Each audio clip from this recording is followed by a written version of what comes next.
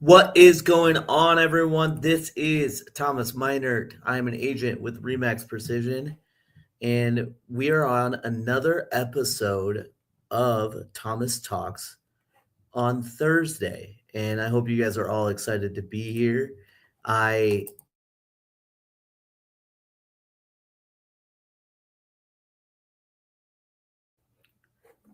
Let's try that again. My name is Thomas Meinert. I'm a real estate agent with Remax Precision. This is Thomas Talks on a Thursday. I'm doing this show in hopes of giving you guys alternate real estate content other than just the super polished stuff that you see me put out. I'm trying to have this be more of a conversation. So I am doing this live. I am doing this in hopes of you guys seeing what it really feels like to talk real estate with me, what it really feels like to talk Des Moines, or just so you guys can get to know a little bit about me. So the idea is that this is a conversation. So the people that are watching out there, if you have any questions about what I am talking about, feel free to comment. I'm also going to say right now, I'm putting in the comment section on some of these live streams. There is a link that you could just go ahead and call in and be a part of the conversation if you are interested in that. I will be watching the comments as much as possible, though. So if you have a question, I will answer it live. I'm going to pull up one thing really quick, and then I'm going to start to get into some cool stuff that we at the Springer Brothers real estate team have going on that I want to make sure you guys know about. But like I said, go ahead and comment your questions, and I would be more than happy to talk to you about it. I want to talk about a new listing that Springer Brothers just listed. Um, I try to talk about all of our listings, but this one is especially cool and it is a rare opportunity. And I want to make sure that we get as many eyeballs on this as possible because this is one of those things that is truly unique and kind of sort of a once in every few years opportunity that comes up in the Des Moines area. It's a very, very rare property. There's deals to be found in the market all the time, but there's not homes like this listed all the time. And I'm talking about 29015 Hickory Lodge Drive in Van Meter. It is listed just under $2 million. It is, let me get the full grasp of this for you guys. This house was built in 2019.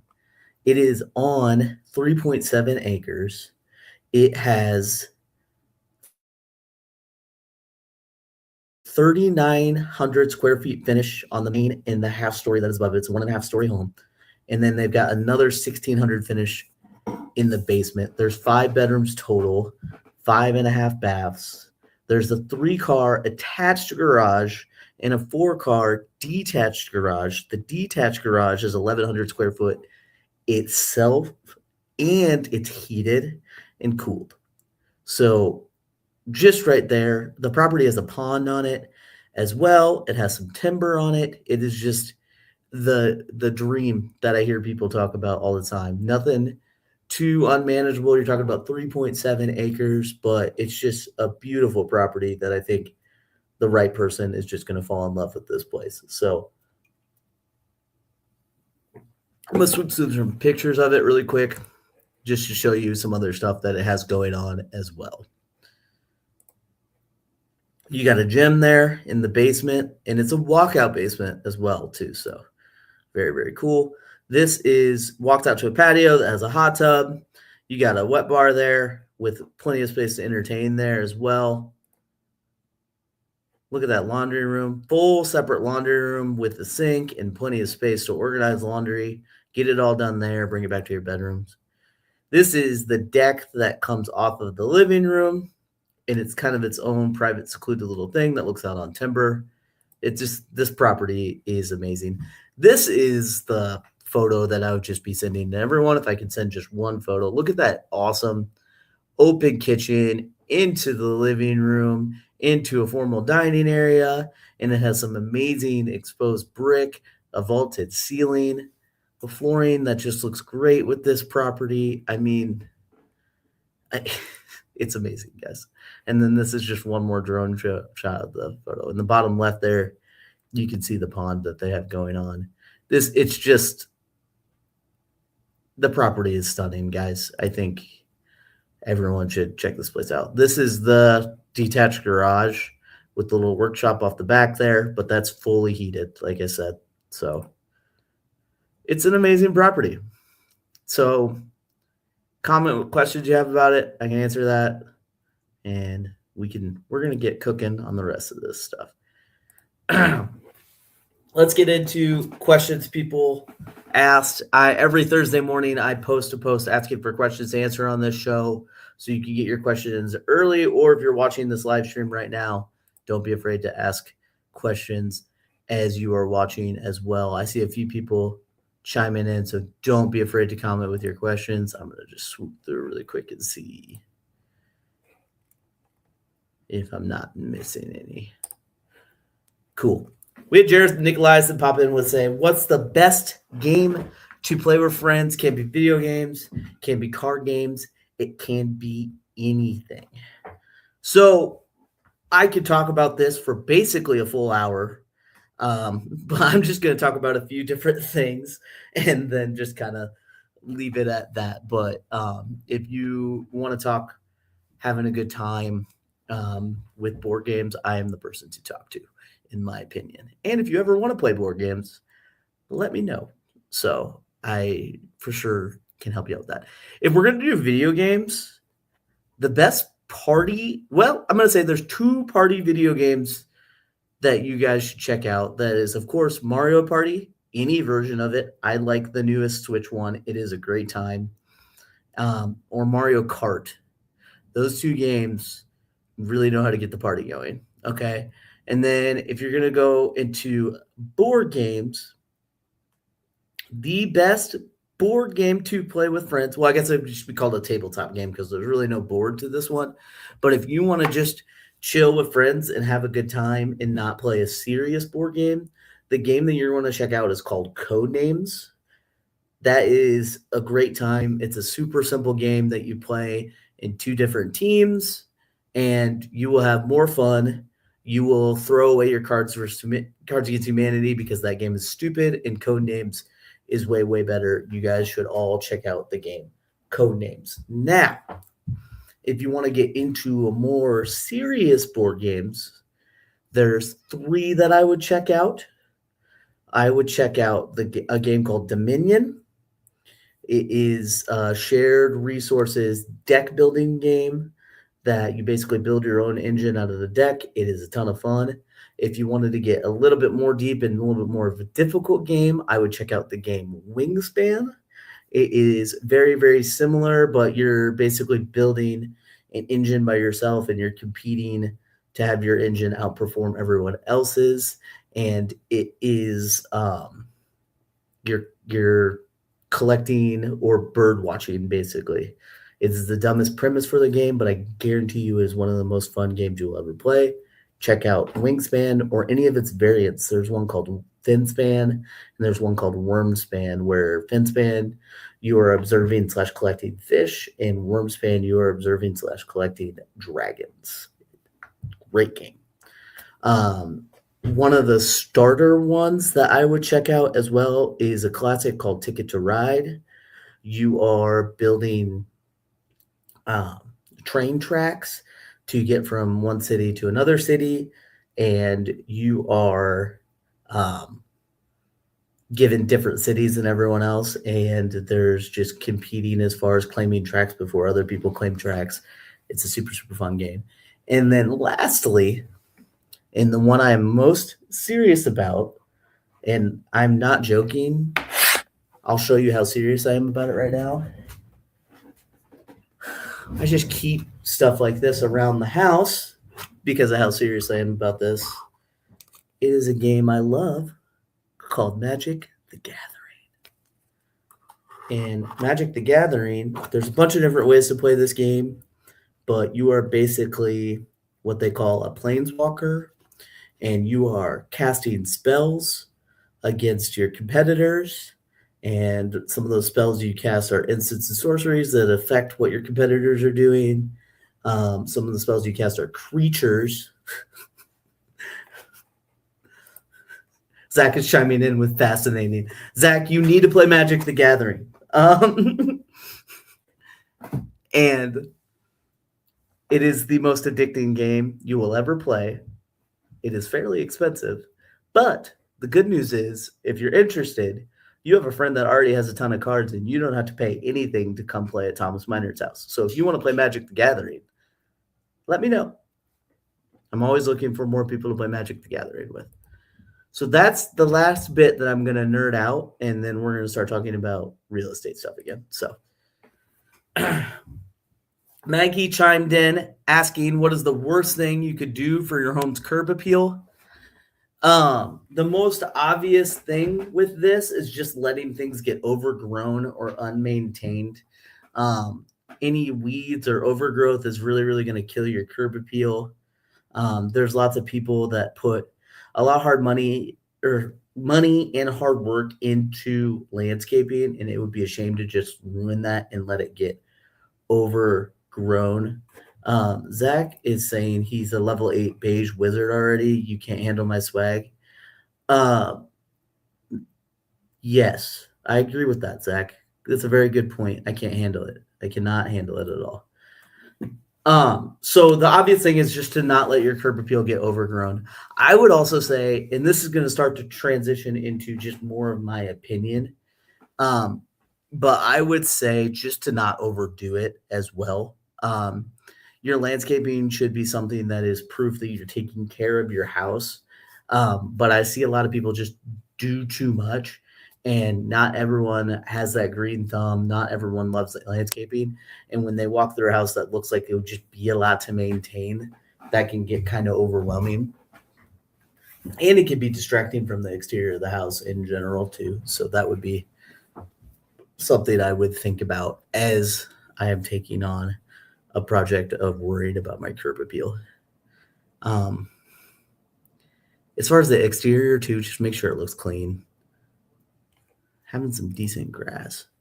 Having some decent grass is very, very important. I've tried to push sellers on how important it is when I walk through houses, or not when I walk through houses, but when we walk up to houses that clearly have a lawn that has been fertilized and well maintained and doesn't have any weeds. I can't stress to people enough how much hard work that takes. And it takes a lot more work than you think to build up a yard like that. So purchasing a house that already has done that work and all you have to do is maintain it is very, very appealing and very, very underrated, in my opinion. I personally purchased a house that didn't have a great yard, and I kind of, if I were to have a regret of my purchase, that is one of the regrets, because it's hard to build that yard back to where you want it, So it's definitely. Brady chimed in to say thoughts on the Bears coming to Iowa as a football fan, as a real estate agent. So yes, this in case you guys didn't see, Republicans came out with a proposal to, there's this bill going on in Iowa to promote more businesses coming into the state of Iowa and generate more economic growth. And one of those parts of that is they want to expand it to hopefully make it appealing for the Bears to look into moving to the state of Iowa.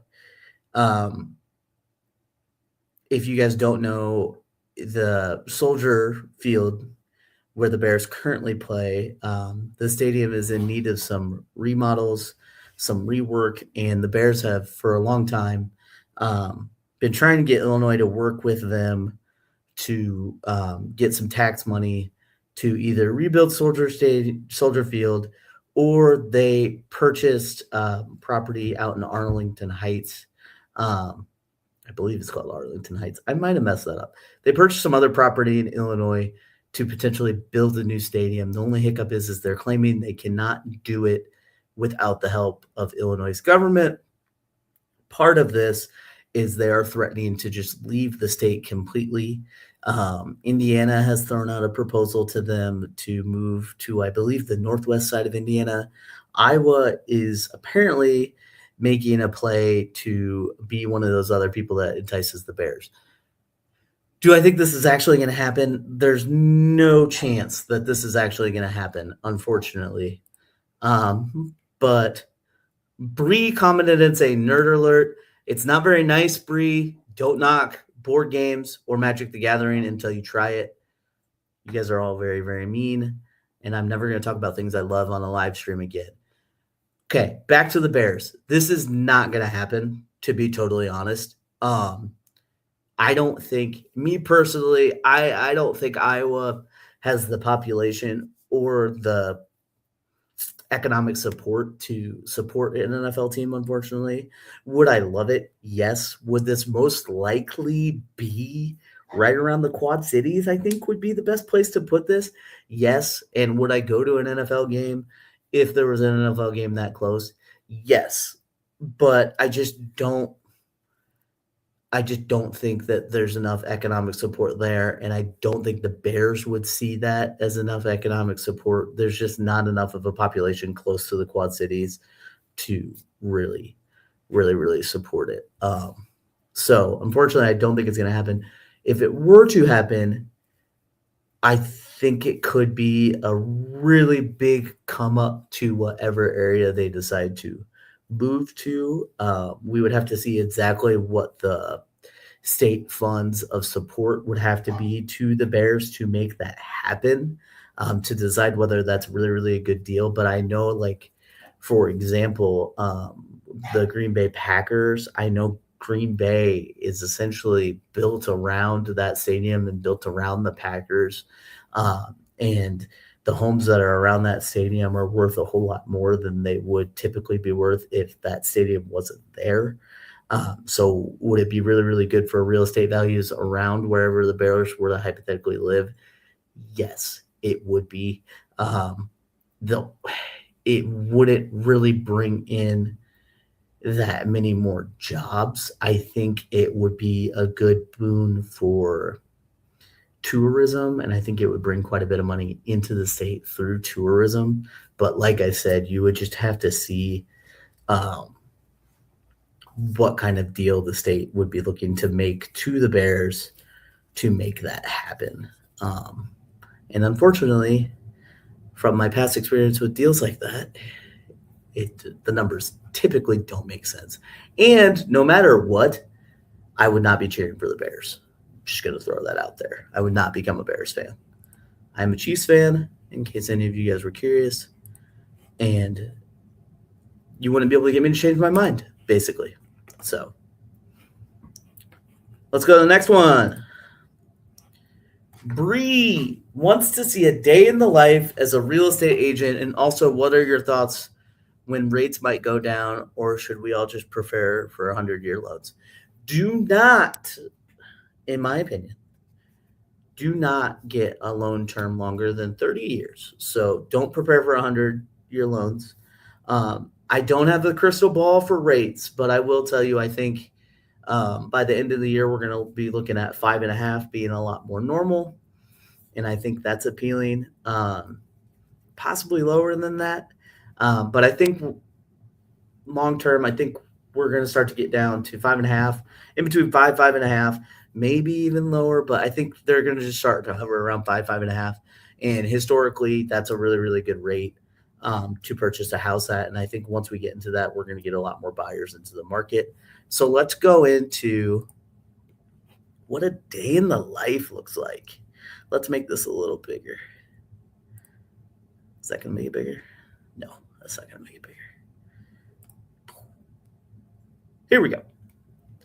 So my day in the life is kind of sort of chaos. This is making it look more controlled than it really is. But let's walk through kind of what I'm doing day to day and how I kind of try to organize my day. So early morning, I'm working on mostly getting to inbox zero. So I'm making sure I'm looking at this thing that I'm always attached to, and I'm making sure I don't have any unanswered text messages from clients. I am going through my email and making sure I don't have any unanswered questions on there. And then anything and everything that I have under contract, I am making sure that we're hitting deadlines, hitting timelines on that. I am checking that stuff daily to make sure that we're keeping things on track, or at least if we're not on track, that it's not my fault. And just kind of making sure all that stuff runs smoothly because in the worst case scenario, I do not want the reason the deal falls apart to be my fault because of lack of communication. Communication is one of the things I take pride in, and I'm doing it all the time. But early morning is when I'm really focusing on making sure that all my I's are dotted and my T's are crossed, and we're hitting deadlines and there's no unanswered questions. Mid morning is when I'm more so thinking about, and for those of you that don't know, I wake up extremely early. So when I say mid morning, I'm talking more like from 8 to 10, maybe 8 to 11, depending on what kind of projects that I'm looking at doing. Mid morning is when I'm really looking at lead generation and marketing. So that's when I'm working on stuff like this. I'm working on making sure the slideshows for my live stream are ready. I'm making sure that my posts about different listings I have are ready to go, or just any post I have, educating or entertaining buyers or sellers on social media. That's when I do a lot of my social media content. I'm reaching out to prospect for new clients. For those of you who don't know, one of the big parts of my business is when I have a buyer, I'm trying to find off-market deals for them. So that's when I'm doing that type of stuff. Uh, I'm also looking at the MLS pretty much all the time, but this is when I really sit down and look at everything that's been listed for the day and send out houses to buyers that I think they might be potentially interested in. If they are interested in it, this is typically when I'm scheduling those showings, or scheduling any other appointments that I might need to make. And then basically, once I get that stuff done, I try to get that stuff done as early as possible because the longer I've been doing this, I'm in year 8 of doing real estate. The longer I've been doing this, I realized basically after 10, 11 a.m., I'm kind of sort of at the mercy of my clients. Um, so basically after 10 a.m., back after 11 a.m., I am out on appointments, showing houses. I'm going to home inspections. I'm running whatever errand that might come up for listings. And then basically doing that whole inbox zero thing again, making sure I'm re-following up with people, crossing T's, dotting I's, and stuff like that. Um, People always say with real estate agents that it's 2 jobs really. It's working on your business, it's working in your business. The on your business stuff is all that stuff I'm doing in the morning, making sure my contracts go through, making sure I'm finding more people to help. And then the in the business stuff is the conversations with clients, the showings of houses, and all of that type of stuff. And that type of stuff can happen all the time. I mean, I work when my clients want to see me, so that stuff is really based on my client's availability. So it can kind of just end up being anytime. So they always say, go be a real estate agent. You have a flexible schedule. You have a flexible schedule because you need to work when other people are available. Because everyone that I'm typically working with, hopefully, has a full time job, and all those full time jobs can have widely different schedules. So I am working when they're not working, basically. But the fun part about it is as long as you work smarter, not harder, you could get a lot of this stuff done pretty quickly and run an efficient business and not stress yourself out too much. I know a lot of real estate agents get distracted and overwork themselves and end up working a lot of hours a week. But I pride myself on communicating really, really well and working efficiently and getting this stuff done all very, very quickly and still running a good business. So that's kind of a big overhead view. If you do ever have any questions about what it's like to be a real estate agent, these are conversations I love to have. If you are ever interested in joining this wonderful career that I'm in, do not be afraid to reach out. I am going to pop myself onto the main screen here and kind of say thank you really quick, but I'm going to check and make sure that there's not any comments before I end this live stream.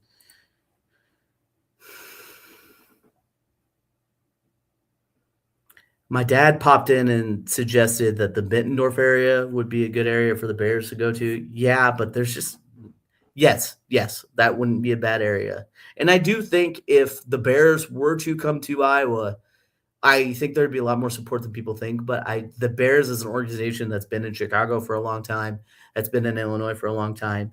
I just don't think that they would see the appeal to moving to Iowa. My dad also chimed in saying, "You don't have conversations with your father on there." My dad does like to bother me throughout the day and call me with questions, most of them not real estate related. And he sidetracks me a lot. That's why I have a bigger window than I realistically need to get all my stuff done. Cause I know at some point in time, my dad's going to call me and want to have like a 30, 45-minute conversation. And I can't really get much done during those conversations. So I have that in the schedule as well, like flex time for dad to call. So that is something that can happen. But thank you guys so much for watching. If you are watching this later, do not be afraid to comment with a question or two if you have any. And I will see you next week. I'll talk about those questions next week. I appreciate it. It sounds like it's going to snow tonight if you're in the Des Moines area. So let's batten down the hatches and get through this last snowstorm before spring is coming eventually. And let's remember, if you don't like the weather in Iowa, just wait 5 minutes, and I promise it'll get better. Have a great weekend, everyone.